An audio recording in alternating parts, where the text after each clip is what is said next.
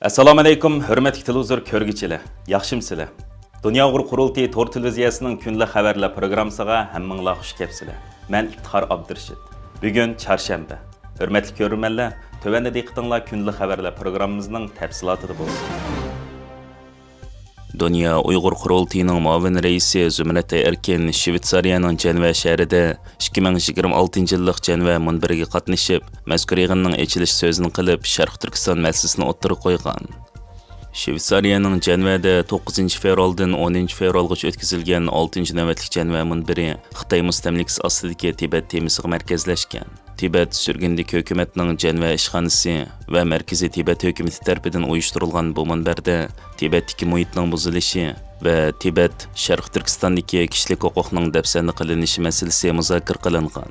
Mazkur munbarda Dunyo Uyg'ur Qurultayining muavin raisi Zümrət Erkin ichilish so'z qilib, Xitoy mustamlikasi ostidagi Tibet va Sharq Turkistonning muhojiratdagi hamkorlik ustida to'xtalib o'tish bilan birga Xitoyning Sharq Turkistonda ilib berayotgan assimilyatsiya, bolalarni oilasidan ayirib o'tish, nopasni kontrol qilish uchun ayollarni majburiy tug'mas qilib o'tish, Xitoyning chegara halqagan bostirishlari va qirg'inchilik siyosatlari haqida tafsiliy to'xtalib o'tgan.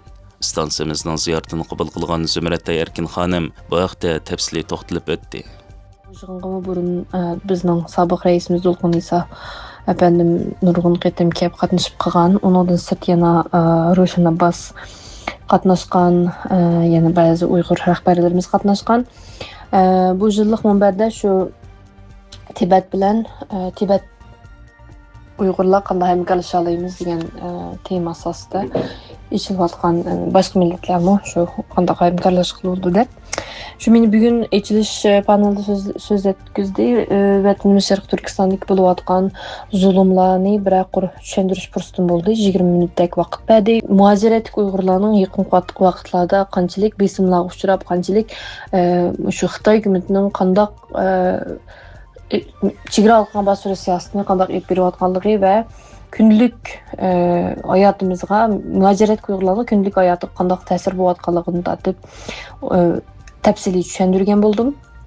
Bu yerda hamda Xitoy hukumatining maqsadi bizni parchalash, tashkilotlarni parchalash, jamoatlarimizni parchalab, bizni yolg'onchi chiqarmoqchi.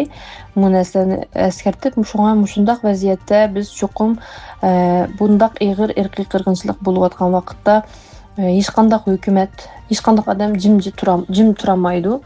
Va bu bizning kollektiv bir majburiyatimiz deb bilsak bo'ldi deb buni bir eskartdim. Chunki bu yig'in qatnashayotganlarning ichida nurg'unlagan parlament a'zolari o'xshamagan davlatlardan, masalan Chexiyadan, Shvetsariyadan, Germaniyadan, Meksikadan va boshqa bir qancha davlatlarning parlament a'zolari qatnashganligi sababidan men bu narsani ataydan eskartgan edim.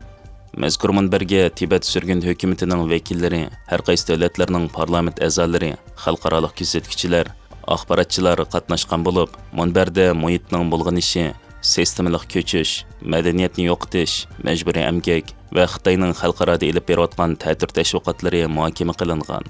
Xalqaro aralashishni ilgari surish va BDT kishilik huquq kengashining yig'inlariga ta'sir ko'rsatish uchun supa bo'lib xizmat qiladigan mazkur munbarda siyosiy faoliyatchilar Xitoyning mustamlika zamonlaridagi atalmish taraqqiyot siyosatlarining yangi mustamlikachilik va yerli xalqlarning madaniyat, tarix va igidorchilik izlarini sistemlik yo'qotishning bir niqobi ekanligi ta'kidlangan. Avstraliya Federatsiya soti Uyg'urlarning Kmart shirkati ustidan sungan majburiy emgak da'vosi haqidagi da'voda sotni boshlagan. Avstraliya Federatsiya sot mahkamasi Avstraliya Uyg'urlar tarafidan g'olliq parcha setish shirkatlaridan biri bo'lgan Kmart ustidan Uyg'ur majburiy emgakidan naf elishga munosabatli qonuni da'vo qarab chiqqan va Avstraliyadagi Tangirtog' Uyg'ur xonim-qizlar jamiyati Kmart shirkatining bir qism kiyim-kechak ta'minlaguvchilarining Uyg'ur majburiy emgakidan foydalanganligi to'g'risida xalqni xato yetaklash va aldash xarakterli qilmishlar bilan shug'ullangan yoki shug'ullanmaganligini aniqlash uchun munosib hujjatlarni talab qilgan. Avstraliyadagi zanjirsimon parcha setish talla bozorlari guruhi bo'lgan Kmart, Avstraliya va Yangi Zelandiya miqyosida 325 parcha setish nuqtasi bo'lib, Tangirtaq Uyg'ur xonim-qizlar jamiyati o'tgan yili avgustda Federatsiya sud mahkamasiga iltimos sunib, Kaymart shirkatini o'zining ta'minlagich shirkatlarining Uyg'ur majburiy amki bilan bo'lgan aloqasining yo'qligini isbotlaydigan hujjatlarni topshirishga majburlashni talab qilgan edi. Bu haqda mazkur da'voga munosabatli kishilarning aytishicha, Kaymart ta'minlagan hujjatlar mazkur guruhning ta'minlash zanjiridagi majburiy amgak xavfini qattiq nazorat qilmaganligini ko'rsatib bersa, bu Kaymartning xato yetaklash va aldash qilmishi bilan shug'ullanib, Avstraliya iste'molchilar qonuniga xiloflik qilganlik haqidagi qonuniy arzga yo'l ochadi ekan. Va bu delo Avstraliya hukumati bugungi davrdagi qulluqqa qarshi qonunlarni kuchaytirish, jumladan shirkatlardan o'z ta'minlash zanjiridagi zamonaviy qulluq xavfini tekshirishni talab qilish yoki qilmaslikni munoziralashayotgan bir mezgilda Avstraliya hukumatining bu haqdagi qaroriga ta'sir ko'rsatishi mumkin ekan. Tangirtaq Uyg'ur xonim-qizlar jamiyatining raisi Ramila Chanishev xonim bu haqda to'xtalib, bu qonuniy jarayon Uyg'urlar uchun intayin muhim. Biz Kaymartdan javob talab qilyapmiz. Shu orqali biz ularning o'z ta'minlash zanjiridagi majburiy amgak xavfini bartaraf qilish haqida bergan va'dasi bilan amaliy harakatining bir-biriga uyg'un keladigan yoki kelmaydiganligini bilolmaymiz. Kaymart va barliq shirkatlar Xitoyning Uyg'ur majburiy amkidan foyda olmaslikka kafolatlik qilish kerak. Xitoyning Uyg'ur xalqini turkumlab qamoqqa ilishi, ziyonkashlik qilishi va majburiy amgakka silishi to'liq isbotlangan faktdir. Jamiyatimiz Xitoyning Uyg'urlarga qilgan rayimsiz muomalasi sababidan oila a'zolaridan, do'stlaridan va yaqinlaridan ayrilib qoldi. Kaymart Avstraliyaliklar eng ko'p savdo qiladigan yer. Agar bu shirkat bu xildagi sistemlik zulmdan foyda olgan bo'lsa, Avstraliyaliklarning buningga loyiqida inkos qaytara oladiganligiga ishonaman deganlarni bildirgan. Kmart Avstraliyanınki eng chong mal-mulk kiyim-kechak sotadigan magazin. Shu magazinninki ko'p narsalari Xitoydan yasalib keldi. Ko'p kiyim-kechak, bolalarninki o'yinchoqlari, boshqa uyda ishlatadigan narsalar. Eng muhimi hozir bizninki tutqunimiz shu kiyim-kechak, textile. So'nglashqa bizninki so'roqimiz bu Xitoydan kelgan narsa highly likely deymiz, hamda çoğun bir imkaniyeti var. Uyghur forslayı var. Uyghur mecbur emgekni işiltip yasalgan narsalar. Şuningki dokumentlarni bizga qaysi supply chains deymiz var, hamda qaysi Xitoyninki organizationlardan ekilsizlar deb so'rab ikki organizasyonni topdik, Guatay bilan degan. Shularninki dokumentlarini bizga ba'dab necha yil bo'lgan so'rayotqili. Bermagandan keyin aldonchilik 8-oyning 5-i kortga berib, tunog'un shuniki korti ochildi, shuniki sudi ochildi. Biz o'zimizniki tarafini so'zildik. Uyg'ur emgak, majbur emgak bek çoğun mesele Uygurlarınki davasının iştidən birisi.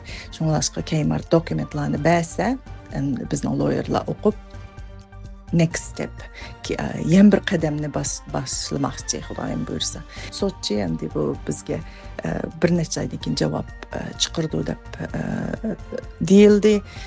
Biz o'zimiz shu bir necha oygacha Xudoyim buyursa shu dokumentlarni qo'limizga topshirib elib. Bu haqda Kishilik huquq qonun markazining qonun direktori Feriya Denshaw mundaq degan. Bu delo Avstraliyaning zamonaviy qulluqqa qarshi turish qonunlaridagi ba'zi ojizliklarni oshkorlab berdi. Zamonaviy qulluqqa chetishlik degan gumonlar tug'ilganda, shirkatlarni sotqa tortish va ularni o'z hujjatlarini ochishga majburlash yoki odatdagi fuqarolarning ustiga qolmaslik kerak edi. Avstraliya shirkatlari qonun jihatdan o'z ta'minlash zanjiridagi majburiy emgakni tekshirish va uningdan saqlanishga majburlanishi, agar buningga amal qilmasa, og'ir oqibatlarga duch kelish kerak.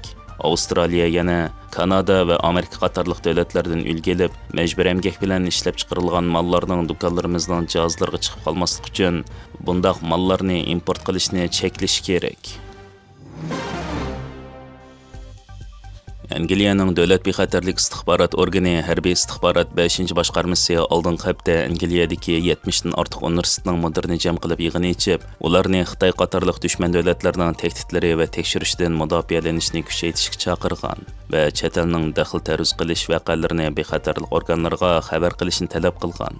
Angliyaning davlat bexatarlik istixborot organi 5 boshqarma oldingi hafta Angliyadagi 70 dan ortiq universitetning mas'ullariga yig'in ichib, ularni dushman davlatlarning tahdidlari va tekshirishdan mudofaalanishni kuchaytirishga chaqirib, Xitoy va chet elning daxl taruz qilish voqealarini hukumatga, bexatarlik organlariga xabar qilishni talab qilgan.